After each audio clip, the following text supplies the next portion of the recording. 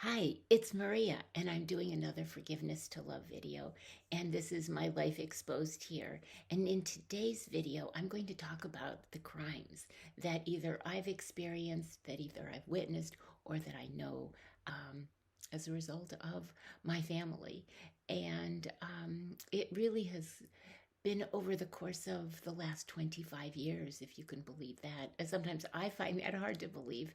It's been since 1996 when I first saw a family law attorney to initiate the divorce proceedings. And then it seems like life just what do they say? When you put your foot in the river, all of a sudden it takes you where it wants to go, not where you want to go. It's been a very difficult video for me to even think about recording.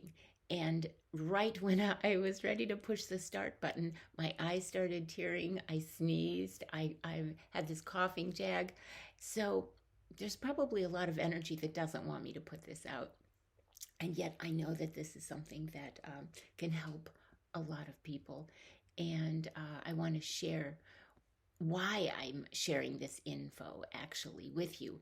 And nothing has changed actually in regard to these crimes. And to my knowledge, they still are going on and they're affecting millions of people. As for my situation, I am not aware that any perpetrator has been investigated, indicted, found guilty, incarcerated, treated, rehabilitated, or for any of the victims.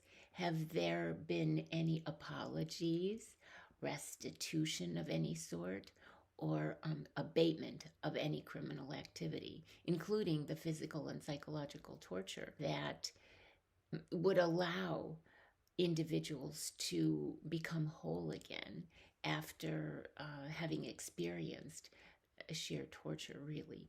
And so, for many of the aberrant behaviors that human beings have displayed, they continue. And the reason I've put out about 50 videos in my Forgiveness to Love series, it's not about sharing dirty laundry. It's not about having a victim mentality or even trying to embarrass anyone. I think they actually do a pretty good job of embarrassing themselves, right? Because I don't think that the perpetrators in my family are necessarily even capable of feeling any embarrassment. I do believe that um, in ego and in entitlement, certain psychopathic behaviors and allow individuals to feel almost a sense of entitlement to it. I think it's more actually about them harboring hatred and envy and jealousy and even some psychopathology, truly. So what I've endeavored to share as I expose, but a teeny tiny bit of what I see going on in our world, destroying innocent human beings, both behind closed doors as well as in public view, left, right, and center. And it has nothing to do with the level of affluence or whether there's impoverishment. It really doesn't matter. I see more and more crimes. I see more and more victims. I see more and more pain and suffering. And so, as we reflect on what Martin Luther King told us years ago, and that may actually ring more true today, is that darkness cannot drive out darkness. Only light can do that. And along with that, hate cannot drive out hate. Only love can do that as well. And so the question remains, what do we do? I guess the simplest answer to that is to stay on our path and to move forward doing what's right. Again, we have no control over anyone else's behavior. We only have control over ourselves and how we see the situation. As we align ourselves with positivity and trust and faith, knowing that there is a larger plan at play and that we are responsible for attracting those certain experiences that we ultimately do attract based on our our frequency, our vibration, based on our attitude, based on our gratitude, really, based on who we are, what we think, what we say, what we do. And so all of those things come into play. And I will begin the list. And I have found over, I think, about 120 crimes. And I must say that they are not limited. It's not limited to 120, but those are what I've quickly come up with. And most of the crimes that I see involve a conspiracy of sorts. And so that would include more than just the three in my life who have instigated and created so much of the turmoil that apparently was the goal. But as we begin the list, and I did put them in alphabetical order, so there's abusive sexual contact, and that is true for many, many individuals. And sometimes we don't even want to admit that we've experienced things like that. But there's also aggravated assault, aggravated identity theft, assault and battery. There's bank fraud, blackmail, breaking and entering, bribery, burglary, business malpractice.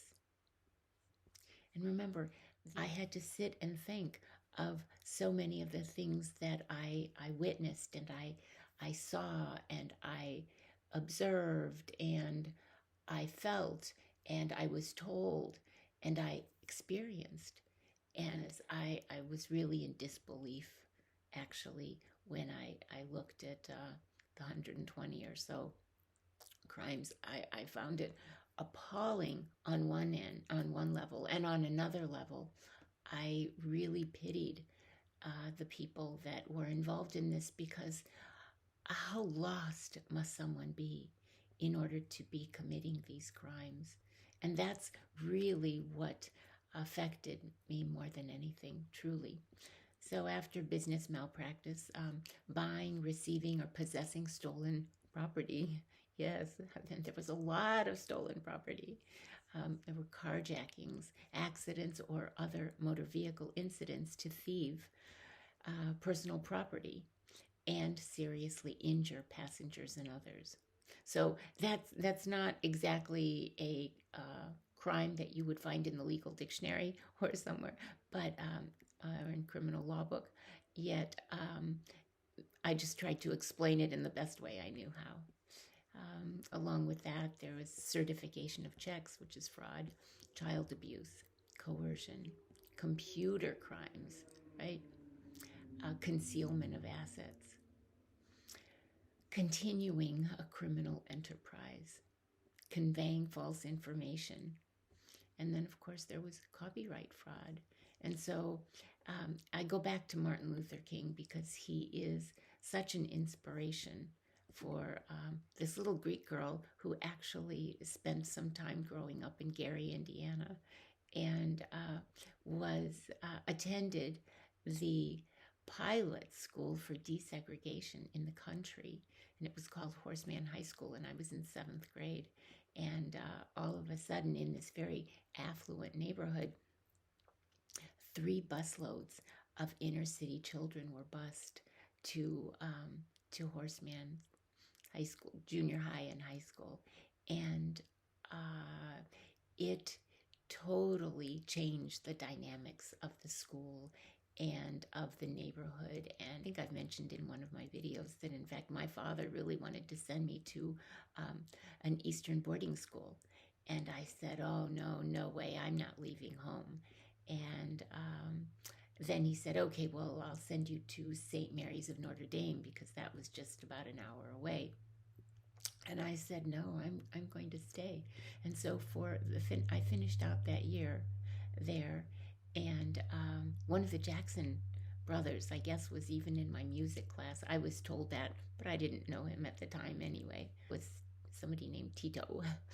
It was just all so shocking for a little girl, really, a little Greek girl who really had no idea what it would be like to live among all different types of people, because again, when you're a little Greek girl, you kind of have a little Greek enclave, and all your relatives are Greek and all of their friends are Greek and everything. So to even branch out into the regular white community was a big deal, but to branch out into um, a racially mixed community was interesting.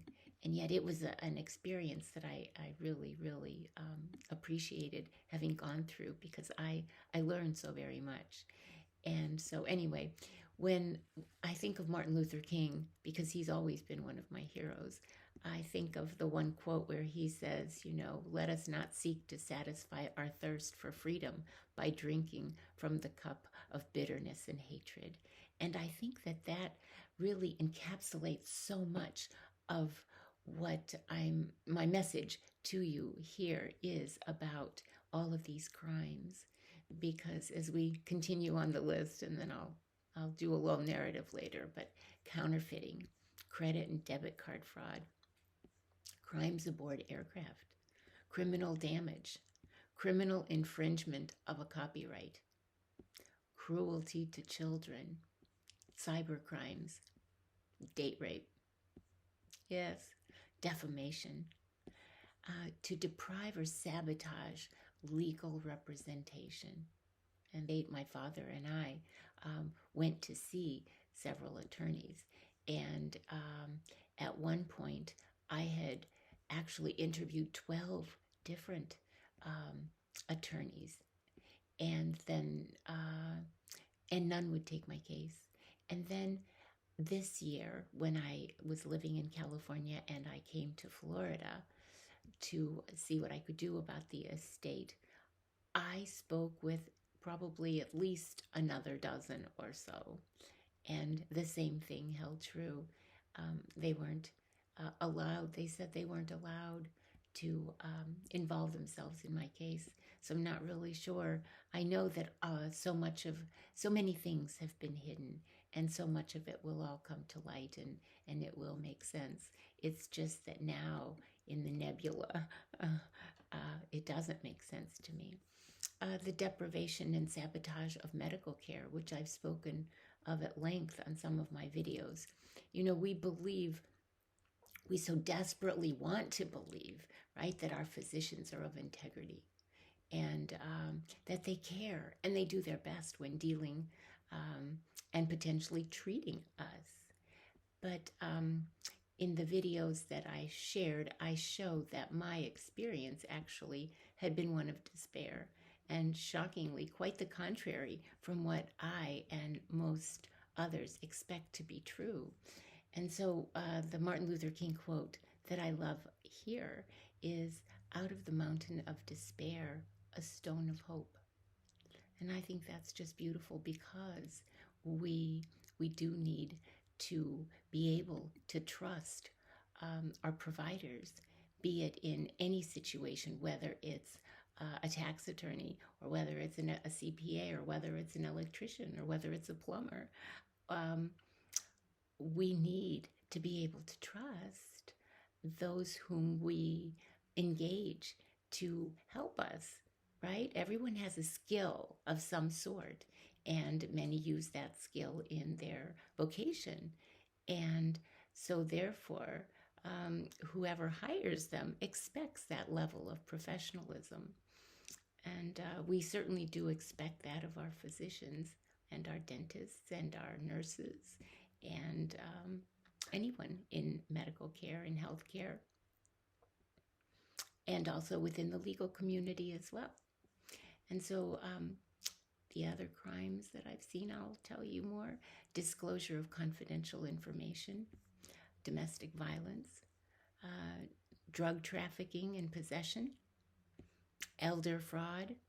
And so when I thought about elder fraud, I had to sit back for a moment, because I had tried to expose the elder fraud that I had witnessed with my mother in a nursing home, and really with my father as well in a hospital.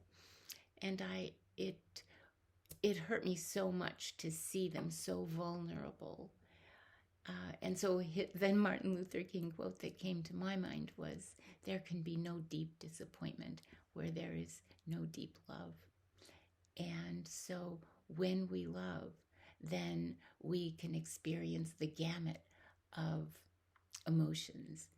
And for many of us whose children are not in our lives, we can only feel saddened for them, not necessarily for us, although we do hold that dear. At the same time, it's sad to not have those feelings of love for your own parents and want to spend every minute with them while they're here on planet Earth. Because again, we are here for such a short time. And as we age, we don't have as much, energy and things like that. That's why they say, only really young people that are energized, they are the best parents because they can run after all the kids. And so yes, it's in terms of children holding their parents dear, that is like the most important thing, I think, because you see yourself in your parents. At the same time, they are your mirrors, and you see what you really love about yourself. And many times you see what flaws you believe that you have, and it's because of, oh, my father did that, or oh, my mother did that, or they did this, or this is how they taught me to behave, and so I didn't know any differently. But really, we can't blame anybody else. We have to accept total responsibility and be accountable for everything. Let's continue with the list. Embezzlement against the estate, absolutely. There was employment fraud, entrapment, there's espionage, extortion, false declarations before the grand jury or court, false information and hoaxes, yes, false pretenses, yes, false profiles. And again, this is my version of this crime. False profiles using Photoshop on sex sites or dating sites to misrepresent the purchase, to enraged customers, to create dangerous situations for the victim. Now, did you get that? I know it's more than a mouthful. I did talk about it in one of the earlier videos this week. And it is, I heard that my face or my body or something was photoshopped to put me in a position where I was doing something that I wasn't doing because I wasn't even there. And it was, I guess people pay, and they think that they're going to meet up with you, right? And then when all of a sudden the person who has falsely put your profile up there ghosts them, then these customers or whatever, then they become enraged, and they're so mad at you, and yet you don't have anything to do with it. You don't even know what's going on, and the other person is just laughing and hoarding the money. And there are people that are doing this, and it's shocking. And it really, the Martin Luther King quote for that is, "Let no man pull you so low as to hate him." And truly, yes, we have to keep that in mind. And yet, it would be pretty easy to have some really strong feelings about someone who would stoop to such depths. Anyway, let's continue. False statements by professionals relating to healthcare and thus deprivation of appropriate treatment and care. Yes, we already talked about that. The intent to falsify guilt in terms of contempt of court.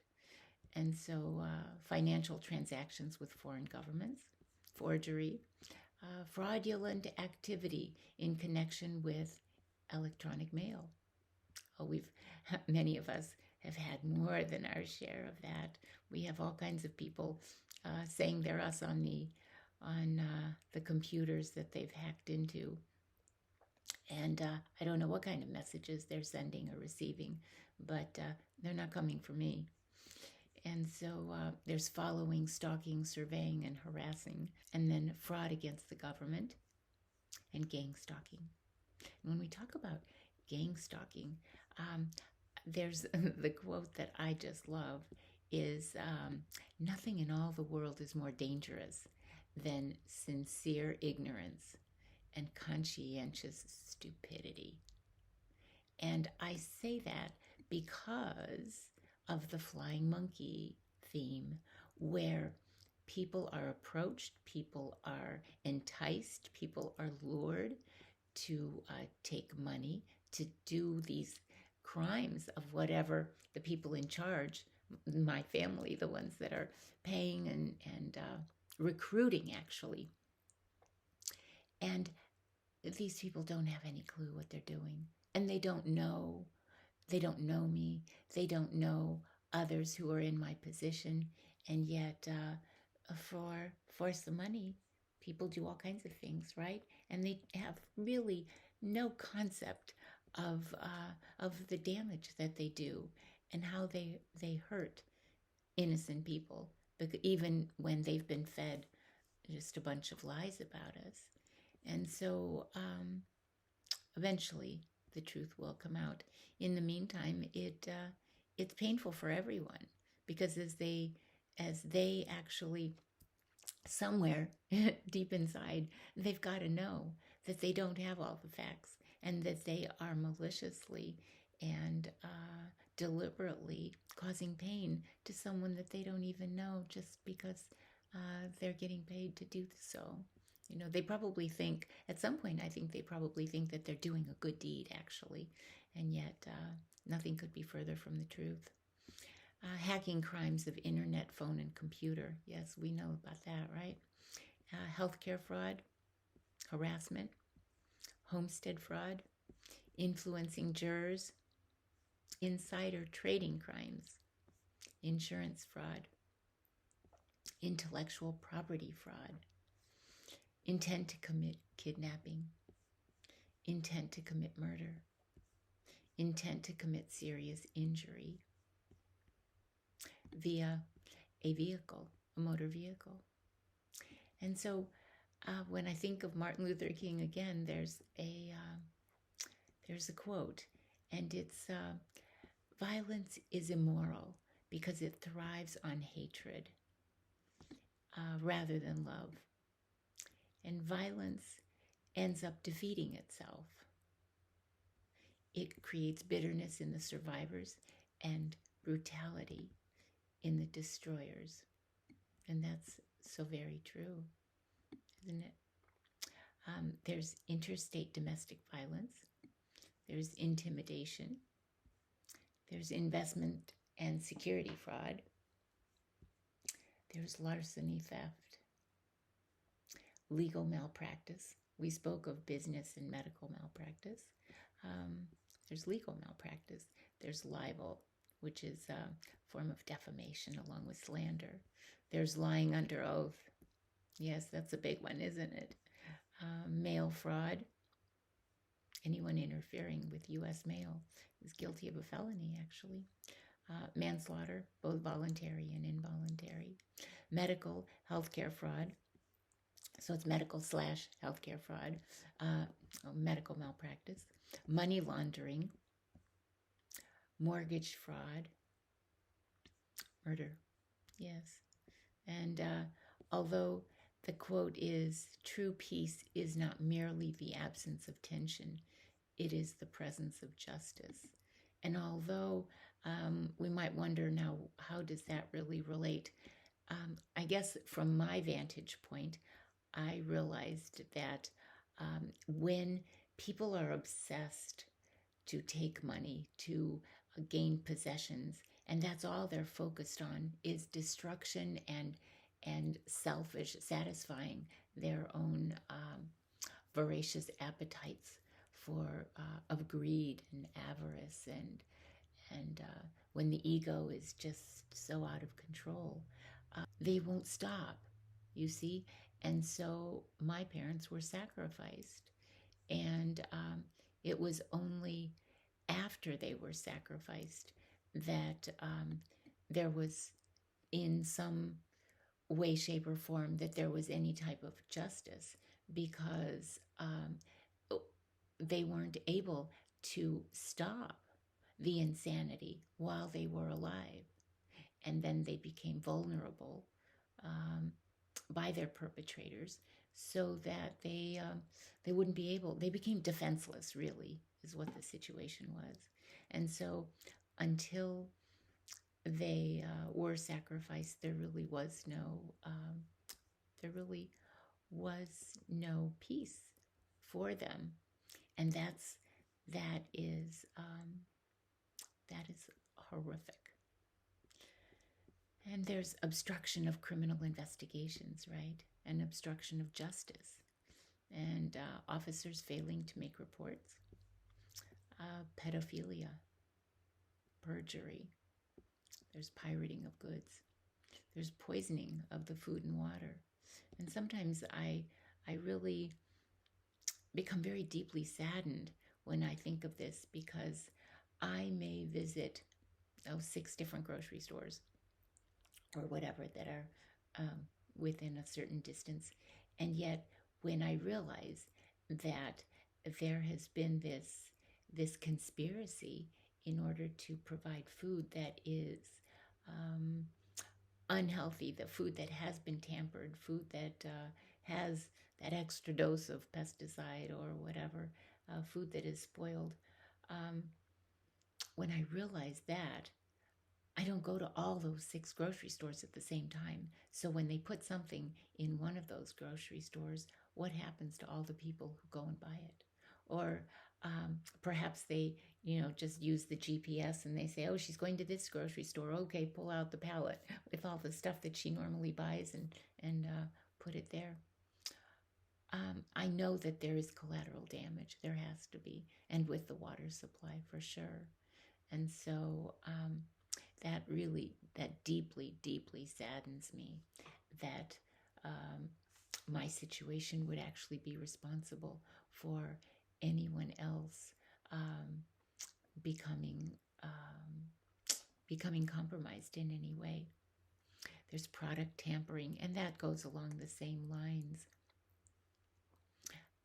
There's prostitution, yes. Property crimes. There's certainly public corruption. There's receiving the proceeds of extortion. Oh, absolutely. And so, crimes that have affected many of us on an intimate basis, can be expanded to a national level, if not the global arena, actually. So when we talk about microcosmically what goes on here within our family, within our neighborhood, can also be extrapolated to include macrocosmically what goes on in the world at large. And so we see that that many people are affected, not only within our little community, but as it reaches out its tentacles into other areas. So we know that certain things happen, and the problem is, how do you catch it, right? And so in so many of these situations, we really can't be trying to figure out what's going on and how we're going to stop it, because in many situations we are powerless to stop it. The only thing we can do, and I was kind of saving this to the end, and maybe I will save it to the end, but it has nothing to do really with the crimes themselves. It has to do with the individuals and our level of consciousness, truly. So I'll finish with this: retaliating against a witness, victim, or informant. Yes, absolutely. We know that when someone snitches, they really do put themselves in danger, and yet many times, if not for a person to come forward, many times those crimes would never be solved. And so that's all I have to say about that. But so the Martin Luther King quote there is, it's not enough to say we must not wage war, right? It is necessary to love peace and sacrifice for it. right? You can't say what you don't want without saying what you do want, and then go after what it is that we do want in any situation, truly. And so we must concentrate not merely on the negative expulsion of war, but the positive affirmation of peace. And that is exactly, those were his words. And that is most certainly true. And it's beautifully said. There's robbery and sabotage and serious injury via public transportation. Yes, that was the traumatic brain injury with the bus. Sex crimes, sex exploitation, slander, solicitation to commit a crime of violence. Yes, remember I talked about the hitman who was offered $2 million to rid the planet of Maria by her dear sibling. Um, Tampering with the witness, victim, or an informant. Tampering with consumer products. And again, that goes to when an individual is targeted. There's collateral damage in almost every case, truly. And so there's tax evasion, theft of trade secrets, torture. And again, we go to Martin Luther King, who says, hate is too great a burden to bear. I have decided to love. And so, yes, that basically says it all, doesn't it? But there's trafficking in counterfeit goods or services. There's trespassing, unauthorized removal of classified documents. There's vandalism. There's video voyeurism, violent crimes. There's white-collar crimes, yes. And there's wire fraud. And so by giving you this list, I share with you things that over the last 25 years I have either experienced, I have witnessed, or I have been made aware of others having experienced them as a result of, the thievery of my inheritance. And so I felt it beneficial to explain just how far people will go for money. And that deeply insults my heart. It insults my soul. Obviously, it insults my mind, but on a more visceral level, it truly insults my heart and soul, because I can't even imagine. And these are people that have plenty of money. They've never gone without. And yet they would put people on the street. They would commission others to what's the term that they use now? To unalive them, to torture them, to have them kidnapped, to do all sorts of really malicious, malignant things. And so you can't really hate these people who hate you, because you realize that they're not playing with a full deck. They can't possibly play with a full deck and even think about committing any of these crimes, much less trying to pull them off, much less recruiting people. It's just beyond all sensibilities as far as I'm concerned. And lessons are being given and learned by all here on earth. And again, there's no escaping when all there is love, truly. And all there is energy in various forms. And so we are here to heal wounds and to awaken to who we really are as the divine beings that we are. And so when we can really embody that unconditional love that we know we are on a much grander scale, and really not allow ourselves to descend into like the bowels of hell or whatever, where these people who just kind of sit and clamor and think about all the ways that they're going to try to steal and rob and thieve and hurt and lie and gossip and gang stalk and do all of those things. I mean, really, you have to feel sorry for these people. And you certainly, it's not an eye for an eye at all. It's like, oh my gosh, you are really, really a sad and lost individual if all you think about are your clothes and your cars and your things and who you're going to steal from and who you're going to sleep with and what you're going to do and what you're going to eat. And, I mean, really, is that what we have sunk to truly? And yet, when the world is just so beautiful and so wide open, and when we go out in nature and we see the butterflies and we see the birds and the bees and the kittens. Now I'm so enamored with kittens and cats. I could just play with them all day long.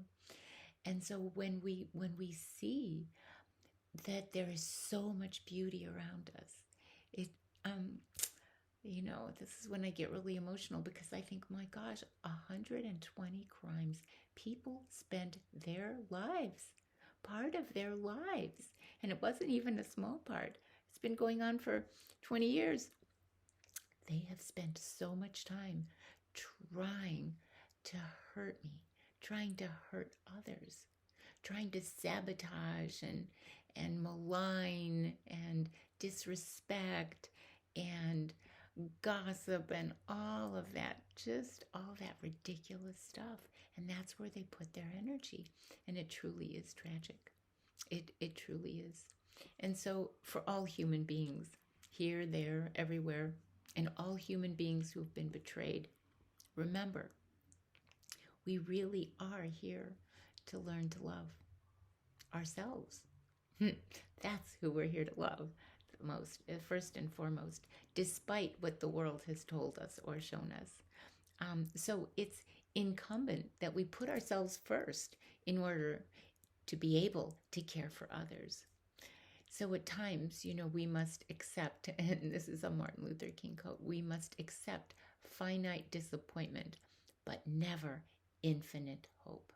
So at times, we will have challenges, and we have had challenges, and it's not something that's going to go away, because what would life be without challenges, right? That's why we're here. And whether they are huge mountains, which no, we don't want that, but whether they are just little bumps in the road, and it tests us. How are we going to handle it? How are we going to react? How are we going to remain positive and see the bigger picture of life? How are we going to do that? And so ultimately, at some point on our journey, we remember that love is ultimately the only answer to any of mankind's problems. And it's true. That's very true. And that's when the fun begins, when we get that right. And so I thank you for listening. I thank you for watching.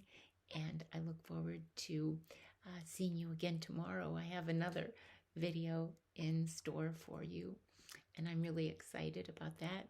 And I hope that you were able to see the positivity in this list of crimes, rather than, oh my gosh, this is so horrible. And of course it's horrible, because people are doing horrible things to others. And that's not to say that that these people shouldn't face consequences for all of these, each and every one of these crimes. And yet at the same time, we have to understand that that is their level of awakening. That is exactly where they are, and that's how they behave, and that's how they justify their behavior, because they think that that's the right thing to do. And so may we see the larger picture. May we see the grander scheme in life. And may we be so blessed in our journey while we are on this little blue-green cosmic ball. And so anyway, I wish you a beautiful evening, and I love you, and I'll see you soon.